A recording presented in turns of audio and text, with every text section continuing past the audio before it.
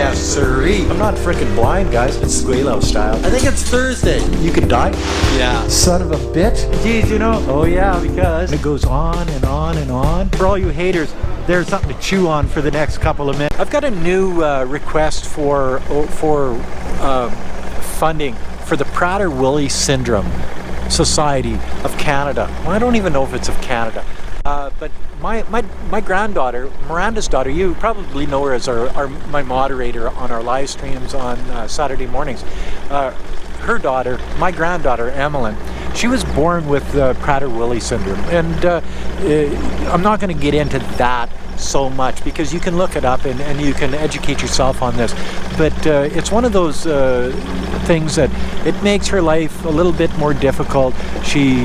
When she grows up, she'll always be hungry.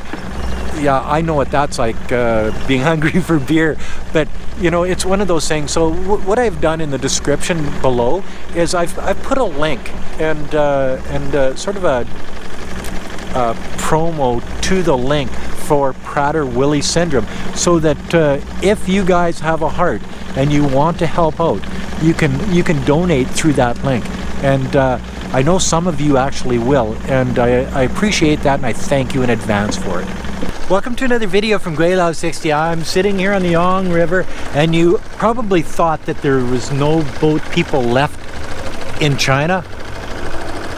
Well, no, that's not true, because there's a lot of people that actually live on boats still here in Nanning, China. As you can see behind me here, boats. As you can see in the front, and these are like racing boats. Cool, eh? Get out of here. But that's not what this video is about. I know you guys hear that from me all the time. This one here, I'm gonna pick a really controversial subject. Racism against Asian people, not Chinese people, but Asian people around the world right now because of this COVID-19. And you know, I've been watching the news, Australian news, yes. And I watched an Australian white girl beat, spit on an Asian girl. Her and her, I think it was her sister, or maybe it was her friend, I'm not quite sure. And another white guy came to sort of try to protect them against this. Let's just call her a bitch, okay? Because you know, there's people like that around the world, uneducated, lack of understanding fools, but you see, it's not just against the Chinese, as I said. It's against all Asian people, because they can't distinguish between a Korean, a Japanese, a Cambodian, a Chinese. So all Asians are bad as far as that goes. And why is this? Well, they blame China for the COVID-19. I know, it doesn't make much sense. Somebody that's been sitting in Australia throughout this whole period, because they're Asian, might be Chinese, they're being picked on. They're being assaulted. They're being verbally assaulted. They're being berated. They're being discriminated against because of their race. And it's something that I'm 100% against. And I think it's just, yeah, it's one of those things. So what do you think the Chinese government should do about this? Because I think that the Chinese government has an obligation to the Chinese people abroad. Maybe not all the Asians abroad, not the Japanese, but I do think that the Japanese government has obligations to their Japanese people abroad, ancestral Japanese people abroad. Same thing as Korean people abroad. Maybe what they should do, maybe what China should do, is China should implement a new immigration policy to repatriate Chinese people that have moved overseas. Because I think that there's probably a lot of Chinese that are looking at the world right now that used to look at the world with you know, rose-tinted glasses and think that, boy, it's so nice in America. Boy, it's so in Canada. My God, Australia is gorgeous. I can get a better life. And now, when they look at it, it's like, You know what I mean? Like, I'm not considered the same as other people. Like Serpentier, Winston Sturzel, did a video, "You can never become Chinese." And, it's true. In China, I live the experience. I have friends. I have all of these things going on in my life, and you guys have been watching it for every day for like 9 months. I must be like the ever-ready bunny with a battery that goes like crazy. I don't know what it is, but the thing is that you can never become Chinese, and I understand that. You can never become Chinese. But then again, when you get into a place like Australia, can a Chinese person ever become really Australian? Can a Chinese person ever become really American or Canadian or New Zealander-y, or what do you guys call yourself? Put it in the comment section below. Or English, UK. Can they actually become that and not be discriminated against because of what's happening 10,000 kilometers away in a place like mainland China? Okay, well, they blame China for the COVID-19. Okay, I can understand that.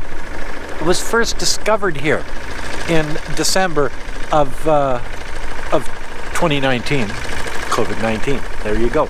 But as the world turns, as things, the scientists, the people that understand what's going on, sort of look at this, they're finding out that it had been around a lot longer. It's just the Chinese were the first ones to actually pinpoint it, genome it, find out that it was a new strain, and so they got blamed. And maybe they should have thought about this before they did it and said, they're going to blame this shit on us, so maybe we shouldn't do that. And I think that's what happened with the States. They were a little bit smarter, and they said, because in the States, as everybody knows, type A comes from the United States and Australia, and that is like the base of the tree.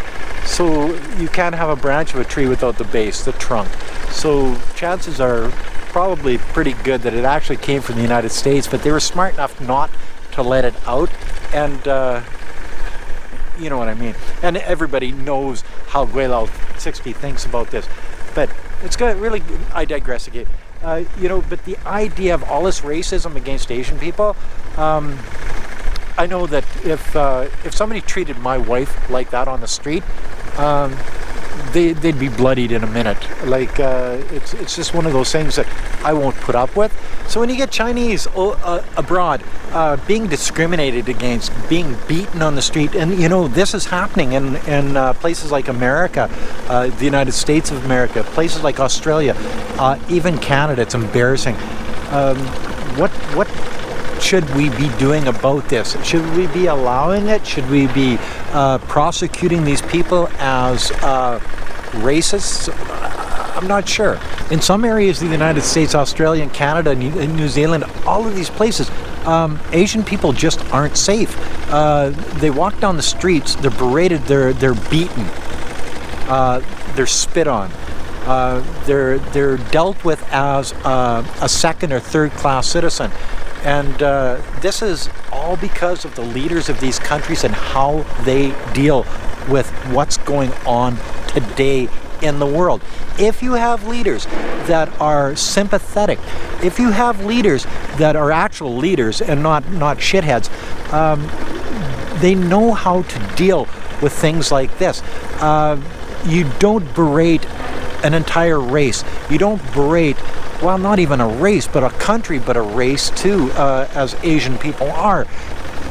And as, China virus, Wuhan virus, everything's perfect. You know what I mean? It's one of those things, and everybody, well, not everybody, a good percentage of the population out there follows the leaders because that's who they voted for. That's their mentality. And if you get that at the head, you're going to get it all the way down the stream. And you've got people on the street. You've got people in business, that people have to work with, Asian people have to work with, that are thinking like this. Just think the garbage and the shit that the Asian people around the world right now are having to deal with. It's sad, it's sick, it's demented, and it should stop right now. But if the Chinese government brought in an immigration law that you could repatriate your ass into China, I wonder how many Chinese people would actually do that. They're probably over there looking and saying, "Ooh, China's looking pretty good now. Look at, well, you know, look around me. I'm on the riverbank. There's not a lot of people around. Overpopulation? Well, yeah, in the city there's lots of people. I'm sort of on the outskirts, and even on the outskirts, look at over here. Look at that beautiful bridge. You know what I mean? It's one of those things that there's no lack of infrastructure. So all of these Chinese people that have left China and said, "Oh, I'm looking for a better life," 20, 30 years ago, or say my father left for say Canada or the United States 25, 30 years ago. If there was a way for these Chinese people, ancestral Chinese people, maybe once or twice removed, to move back to China, I think that you'd see a big exodus of Chinese people from the West back to the East, just because they see that maybe it's not, the grass isn't greener on the other side. Maybe China is the place to be. Maybe China is the future. And being Gweilo 60, call me. I'll let you know exactly. But yeah, I think that China probably is the future, and a lot of these Chinese people would definitely come home.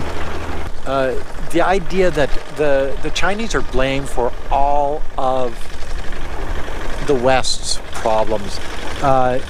You know, it's like stealing our technology, our IP. You stole our jobs. You're taking our manufacturing jobs. You know, it's just one thing after another.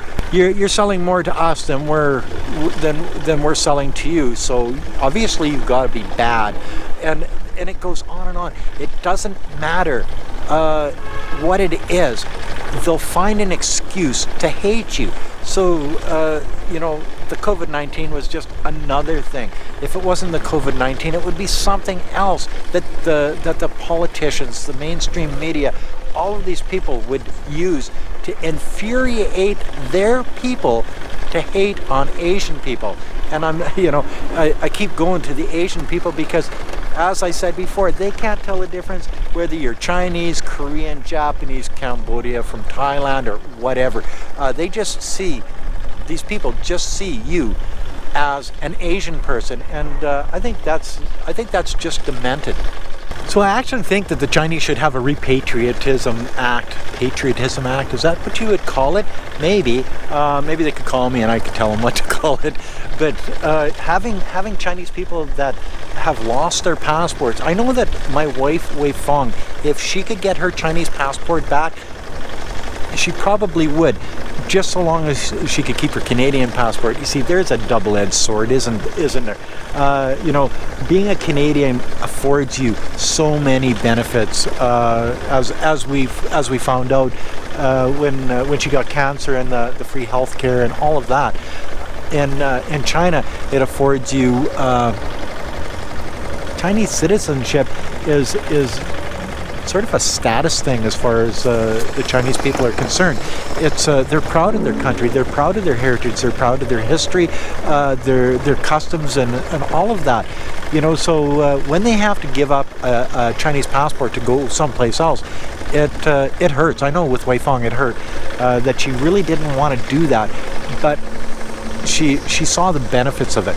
If she could keep both, oh, she would, guaranteed. They had to actually take her Chinese passport away from her. So, you know, Repatriatism Act in China might be a good thing to give the Chinese people abroad a chance to maybe come back home and resume their lives with their families, with their friends, with the people that they grew up with, even if you're second or third generation.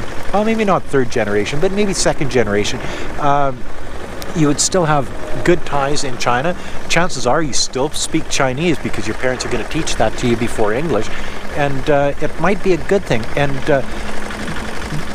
with bringing all of these Chinese people back into the country, I think that it would bring a lot of educated, industrious people back into China.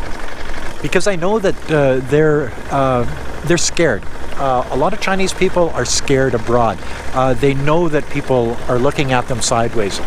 They know that they're going to encounter discrimination and racism, not only at work, but on the street, in their social lives, maybe even in their family lives. Who knows? A lot of Chinese people are married to whites, blacks, Hispanic, whatever. And how these people treat these Chinese people are, it all depends on the type of family, the understanding and whatever. But I'm sure there's a lot of them out there that are experiencing, as I say, discrimination and racism and stuff in their daily lives. And if they came back to China, I don't think that they would experience that at all, because China isn't like that. They say China is, they're racist against blacks. Well, they kicked a bunch of people out of their places in Guangdong province here during COVID-19. Well, actually, they were illegal immigrants, and it's against the law to house illegal immigrants. So when the law sort of started to clamp down on this, and they do that every once in a while, they let it go, they let it go, they let it go, and then they clamp down on it. And I think what you saw there is that these illegals, that their visas ran out, their work permits, their study permits, whatever, ran out, and they're still living in China. And the landlords are going to be held responsible and going to be charged and fined and whatever. So it was probably to their benefit to kick these black people out of their places. Before that, well, they're getting rent money, they didn't care and whatever. So, and then the media takes a hold of that and just blows it out of proportion and calls it a racist thing. Is there racism against black people in China? Definitely there is. Is it the level that it is in the Western world? Absolutely not. See, the Chinese don't really know racism as the Western world does. There's actual hate there. In China, it's they're different. They're strange. We're scared. You know what I mean? It's in China, it's an uneducated understanding of different people. Do I get some racism against me? Yeah, maybe sometimes where during the COVID-19 people would cross the street rather than walk by me. I've seen it, but not very often. Usually I'm treated pretty good here in China, and it's one of those things that maybe I'm just a lucky guy. I don't know. I landed in Nanning, China, where life is, look, it's frickin' beautiful. You know what I mean? So in different places, in different cities, in different provinces of China, it may be different. I don't know. You're gonna have to leave that up to other YouTubers that live in those places. See, Asian people are sort of easy targets when you get into the Western world, because they look Asian. You can't hide that. Whereas if you're a Russian or a Norwegian, a Swede, Danish, if you're, like from England or whatever, the Canadians, white Americans, but they're all from basically Europeans. They all pretty well look the same.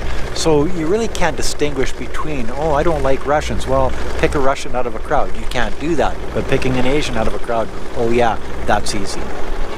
In the West, that race thing is there. It sort of sits like an old, ugly, fat orange guy on a golf course. It's always there, and it probably always will be. And that's another video from Gweilo 60. I had to get it off my chest because I've been watching this for the last 3-4 months. On Western media. Yes, we get Western media here in China too, and it's been bugging me that I really didn't know how to approach it, because it's one of those really touchy subjects that nobody wants to touch, because this will probably get demonetized immediately. It's one of those things. But that's another video from Gweilo 60. I hope you understand what I'm trying to say here, and like, comment, subscribe, push a share button, resubscribe, hit the bell, and whatever you guys do, don't forget to put a couple bucks on the children's Patreon account. It's for a good cause. It's for poor rural Chinese children. They just need a helping hand. We can give them that helping hand. Help me help them. Thanks for watching. Bye now.